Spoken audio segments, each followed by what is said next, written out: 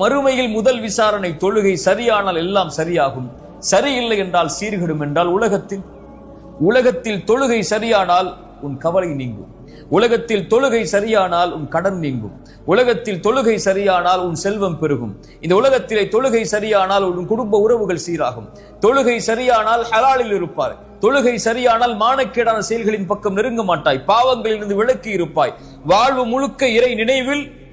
அந்த இறை நினைவு, இந்த தொழுகை உன்னுடைய வாழ்வில் இருக்கக்கூடிய கவலையை நீக்கும். இதை மறந்து இதை விட்டு நீங்கிவிட்டு கவலை வருகிறது, கஷ்டம் வருகிறது, வாழ்வில் சிரமம் இருக்கிறது, என்ன செய்வது, எப்படி வெளியேறுவது, எப்படி எனக்கு உதவி கிடைக்கும் என்று புலம்புவதால் பிரயோஜனம் இல்லை. என் சகோதரனை, தொழுகை எடுத்துக்கொள், இறைவன் எல்லா கவலைகளையும் நீக்குவான். ரப்புக்கு முன்னால் தொழுகையில் பணிந்து இறைவா என்ற அழை, அதன் நிம்மதியை எங்கும் நீ பெறமாட்டாய். Download ShareChat.